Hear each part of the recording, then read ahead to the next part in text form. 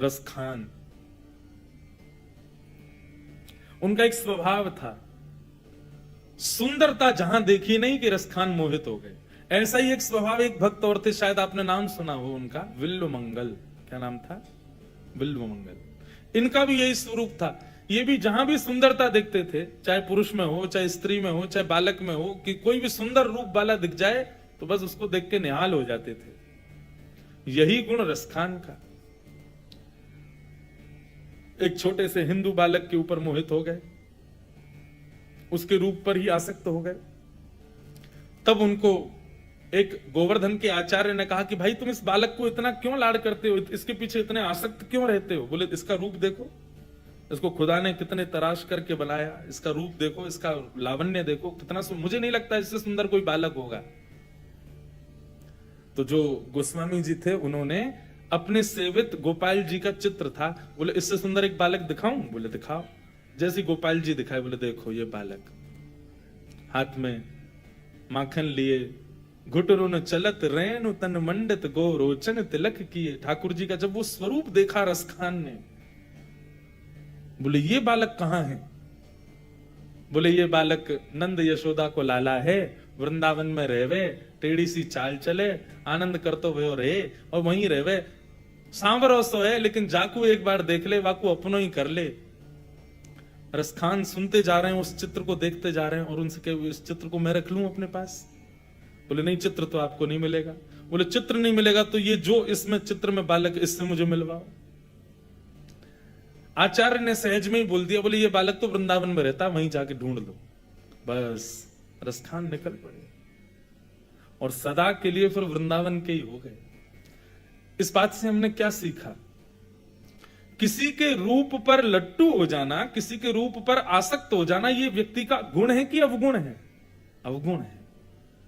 किसी के भी रूप को देख करके आप उसको घूर करके देखने लगो तो सामने वाला खुद थोड़ा असहज हो जाएगा, ये ऐसे क्यों देख रहा है? तो ये गुण नहीं, अवगुण है। लेकिन बंधुओं, सारे अवगुण गुण बन जाते हैं जब वो राधा रमण जी के लिए हो जाए, है कि नहीं? क्रोध अवगुण है, लेकिन लाल जी पे करके देखो, गुण बन जाएगा। मोह अवगुण है, लेकिन ठाकुर जी की भक्ति में करके देखो, गुण बन जाएगा। लोभ अवगुण है, ठाकुर जी से करके देखो, गुण हो जाएगा।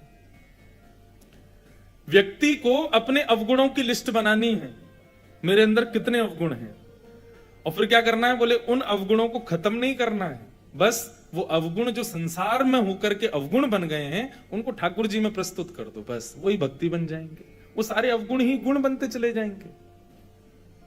विल्लुमंगल जी जिनकी मैं चर्चा कर रहा था, उनका स्वरूप कैसा था? वो किसी भी सुंदरता को देखते थे तो बस लोभित हो गए। एक बार एक सुंदर कन्या जल भर रही थी तो विल्लुमंगल जी उसके रूप को देखने लगे, ऐसे थोड़ी पे हाथ धर के देखने लगे, और वो तो यूं के ये बाबा कैसे देख रहा है। थोड़ी देर बेचारी भरती रही, जल भर के जाने लगी तो विल्लुमंगल जी उसके पीछे पीछे चल दिए। घर पहुंच गए उसके, उसने घर जाके अपने पति को बताया, बोले ये बाबा जी मेरे वहां से पीछे लगा है, ऐसे देख रहा है, मुझे तो बड़ा विचित्र लग रहा है। पति थोड़ा सत्संगी था, पति ने आकर के जब विल्लुमंगल जी को देखा, रूप देखा, उनका वेशभूषा देखी, तो वैष्णव थे। बोले अगर ये सच्चा वैष्णव होगा तो ठाकुर जी इसको संभालेंगे, और केवल दुनिया को लुभाने के लिए वैष्णव बना होगा तो इसका पतन हो जाएगा। इसको बुलाओ घर में। घर में बुलाया, स्वागत सत्कार जैसे संतों का होता है किया। विल्लुमंगल जी की दृष्टि नहीं हटे, बस उसको ही देख रहे हैं। वो रसोई में चली जाए तो उठ के चले जाए, तुम बाहर बैठो ना, तुमको ही तो देखना है। वो बार बार पति को देखे, पति बोले कुछ मत करो, अगर ये वैष्णव होगा तो ठाकुर जी इसको बचाएंगे। नमे भक्त्या प्रणश्यति, ठाकुर जी कहते हैं मैं अपने भक्त का पतन नहीं होने देता। उसने कहा मुझे भूख लगी है, लेकिन सुनो मुझे तुम्हारे हाथ का ही बना पाना है। गई बेचारी बना के लाई, विल्लुमंगल जी ने भोजन किया। भोजन कम करें, देख ज्यादा रहे हैं। भोजन करने के बाद बोले अब तो मैं थक गया, थोड़ा तुम्हारे कक्ष में ही सोना है। पति ने कहा हाँ हाँ जी विराजो आप। लेकर के गए उनको कक्ष में शयन कराने के लिए। कोई और जरूरत तो नहीं महाराज जी? हाँ एक गिलास थोड़ा जल दे दो। पत्नी से कहना वो लाए। बाहर जाकर के पति ने कहा जाओ एक गिलास उनको एक पात्र में जल दे के आओ। कैसे पति हो आप देख रहे हो 1 घंटे से उसकी दृष्टि। लेकिन बार बार बस वैष्णव होगा तो बचेगा, वैष्णव होगा तो कब बचेगा? वो हमारे कक्ष तक चला गया, आप अभी भी कह रहे हो बचेगा। सुनो मेरी कही एक बात मानोगी? बोला हाँ, तुम जल लेके जाओ, लेकिन अपना और सुंदर श्रृंगार करके जाना। पत्नी बोली तुम्हारे जैसा पति भगवान किसी को नहीं दे, जानते हुए भी कि उसकी दृष्टि ठीक नहीं है, तुम कह रहे हो और सुंदर बन के जाऊं मैं? अरे मानो ना मेरी बात, अगर वो वैष्णव होगा तो बचेगा। बोले तुम्हारी आज एक बात मान रहे हो, फिर मैं अपने मायके जाके अपने भाई बंधु सबको लाऊंगी, रुको तुम्हारी तो खबर वो लेंगे। पति की बात मान के उसने श्रृंगार कर लिया और जल का पात्र लेकर के जैसे विल्लुमंगल जी के पास पहुंची, विल्लुमंगल जी ने जब उसका रूप देखा, सुंदर तो वो थी परंतु और सुंदर बन के आई, तो विल्लुमंगल जी के नेत्रों में आंसू आ गए और नेत्र बंद करके विचार करने लगे, आज का पूरा दिन मैंने केवल इसको निहारने में निकाल दिया, सुबह से इसके पीछे पीछे धूप ताप बिना देखे चलता चला आया, जो इसने खिलाया मैंने सब खा लिया, जैसे जहां बिठाया मैं बैठ गया केवल इसको देखने के लिए, और उसका परिणाम ये कि ये और सुंदर बन करके आई। इन नेत्रों ने एक साधारण व्यक्ति की कही बात मानी, जहां बैठाया बैठ गए, जैसे ले गई ले गए, चला गया, हर स्थिति एक साधारण मनुष्य के लिए मैंने की, तो वो साधारण मनुष्य और ज्यादा सुंदर बन के मेरे सामने आया। यदि ये स्थिति हम ठाकुर जी के लिए रखते तो आज राधारमण लाल जी मेरे सामने खड़े होते। एक स्त्री के लिए मैंने जल, मैंने ताप, मैंने धूप, कांटे कंकड़ कुछ विचार नहीं किए, बस दौड़ा चलाया इसके पीछे। इसने मुझे भोजन कराया, अगर मुझसे पूछा जाए कि नमक ज्यादा था, मिर्च ज्यादा थी, मुझे कुछ याद नहीं, क्योंकि मैं इसके रूप लावण्य पर इतना मोहित था। यदि इतना मोहित मैं ठाकुर जी के रूप पर हुआ होता तो आज ठाकुर जी मेरे सामने होते। उस कन्या को बोला इधर आओ, तुम्हारे घर में सुई है? बोला हाँ है। 2 सुई लाओ।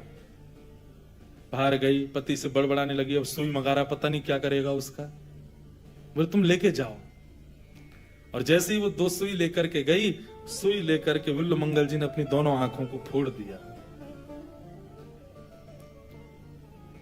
और तब उन्होंने एक श्लोक लिखा। मैं अपनी कथा के मंगलाचरण में उस श्लोक को गाया करता हूं। विल्लुमंगल जी का श्लोक है।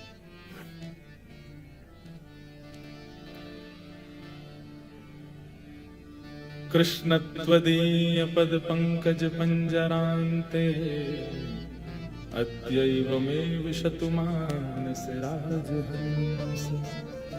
प्राण प्रयाण समय कफवात पित्तये कंठावरोधन विधो स्मरणं कुतस्ते। वस्तु प्रस्तुत वेणुनादल हरि निर्वाण निर्व्याकुलम। स्रस्त स्रस्तनि वद्धनि विविलशत गोपी सहस्त्राव्रतम। हस्तन्यस्तन ताप वर्ग मखिलोदारम किशोराकृति। और ये कह दिया कि जिन नेत्रों से श्याम सुंदर के प्रति रति ना हुई हो, उन नेत्रों का क्या काम? अक्षणवताम फलमिदम न परम विदाम। इन नेत्रों को मिला, ये ठाकुर जी ने नेत्र दिए ही इसलिए ताकि इनमें श्याम सुंदर विराजे।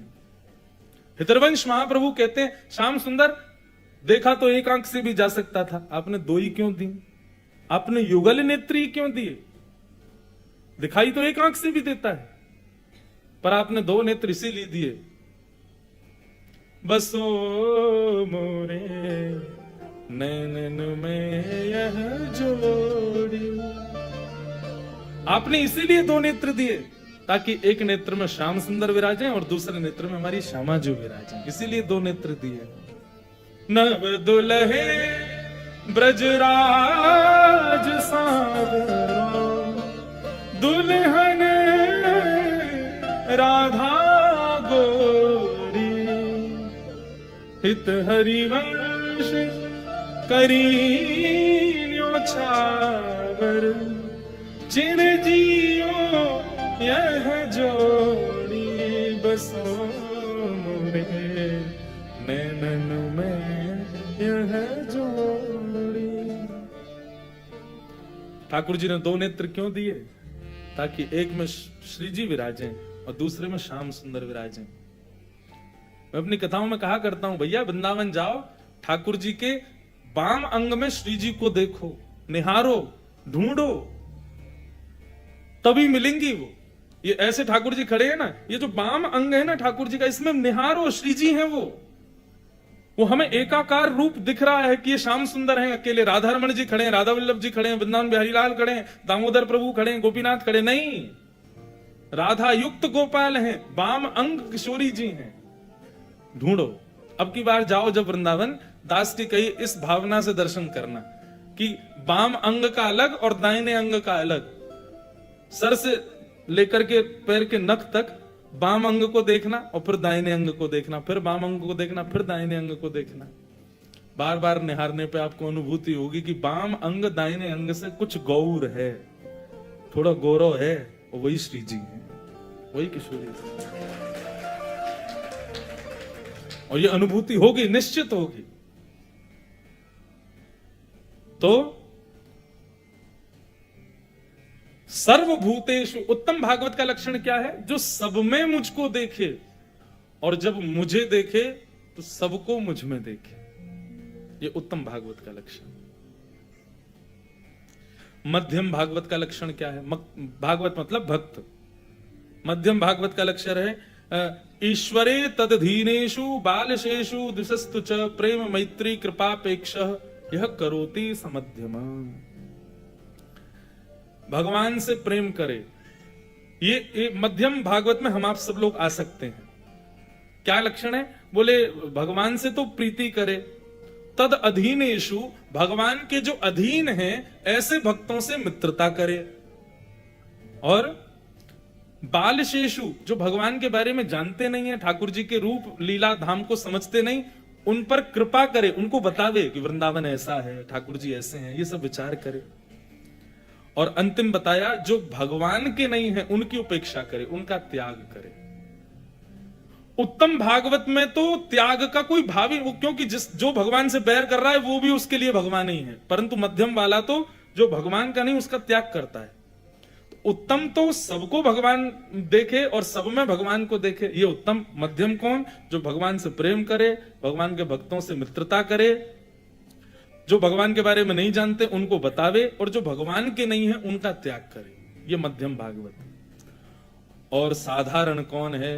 बोले आचर्यमेव हरे पूजाम यश्रद्धये हते न तद्भक्तेषु चान्येषु सभागवत प्रकृत स्मृत।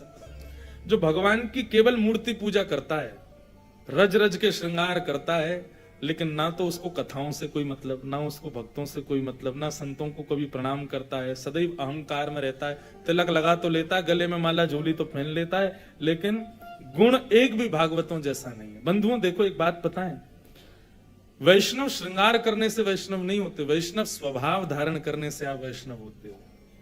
कई लोगों को मैंने देखा है, तिलक तो खूब बढ़िया लगाएंगे, माला तो खूब गले में रखेंगे, पोशाक तो बिल्कुल ऐसी पहनेंगे जैसे बिल्कुल परम भक्त हैं, भागवत हैं, लेकिन उनका स्वभाव देखते ही पता चल जाता है केवल आडंबर है, प्रत्यक्ष नहीं है ऐसा। और ऐसे लोग ठाकुर जी को बिल्कुल प्रिय नहीं लगते। या तो भक्ति पथ पे आओ ही मत, और आओ तो स्वभाव को भक्ति में बना के आओ। तो साधारण भक्त कैसे? बोले केवल रूप सजाने में और ठाकुर जी को सजाने में रुचि है, बाकी भक्ति के पथ का एक भी स्वरूप स्वभाव उनके पास नहीं होता। ना संतों से प्रेम करते, ना भागवतों से प्रीति करते, ना किसी भी प्रकार के किसी वैष्णव भक्त से प्रीति। मैं तो अपनी कथा में कहा करता हूं कि ठाकुर जी आपको स्वीकार कर रहे हैं, ये कैसे पता चले? हमने तो ठाकुर जी को स्वीकार कर लिया, लेकिन हमको उन्होंने स्वीकार किया कि नहीं, इसका क्या प्रमाण है? अष्ट सखा कहते हैं गिरधर जब अपनों करी जाने। कब जानो कि ठाकुर जी ने हमको अपना लिया? बोले ताको मन भक्तन की सेवा संत चरण रज सदा लुभाने। एक बार को अपने ठाकुर जी की सेवा में कमी कर दे कोई दिक्कत नहीं, लेकिन भक्तों की सेवा में कोई कमी नहीं, संतों की सेवा में किसी भी प्रकार का कोई लेश नहीं। जैसे ही कोई तिलकधारी, जैसी कोई कंठीधारी, जैसी कोई स्वरूपधारी वैष्णव दिखे, उसका मन रूपी मयूर नाचने लग जाए, समझ जाना कि ये ठाकुर जी का स्वीकृत भक्त है, इसको ठाकुर जी ने स्वीकार कर लिया।